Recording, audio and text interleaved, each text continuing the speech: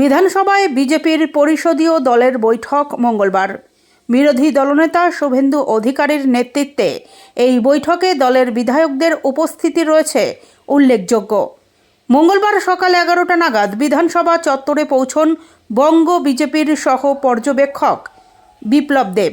সূত্রের খবর, আসন্ন অধিবেশন ও সমসাময়িক রাজনৈতিক পরিস্থিতি নিয়ে আলোচনায় এই বৈঠকের মূল বিষয়। বিধানসভায় বিরোধী দলের ভূমিকা, বিভিন্ন ইস্যুতে কৌশল নির্ধারণ এবং সাংগঠনিক প্রস্তুতি নিয়েও মত বিনিময় হয় বলে জানা গেছে।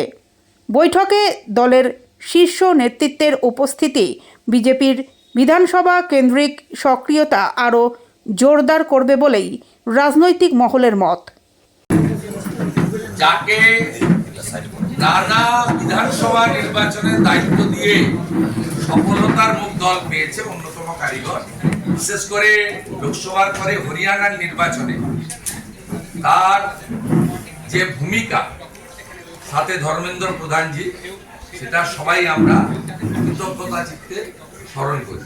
আমরা খুব খুশি তিনি পশ্চিমবঙ্গ প্রদেশ ভারতীয় জনতা পার্টির যে নির্বাচনী ইনচার্জ আছেন ভূপেন যাদবজির সাথে আমরা বিপ্লব দেব মহোদয়কে পেয়েছি। আমাদের বাঙালি ভাষী, বাঙালি নেতা, আমাদের আত্মীয়, আমাদের নেতা বিপ্লব কুমার দেবকে আমি বিরোধী দলনেতা হিসেবে বিধানসভায় প্রথমে স্বাগত। পুষ্পস্তবক দিয়ে আমাদের বিধানসভা chief whip opposition Shankar Ghosh মহোদয় ওনাকে বরণ করেন।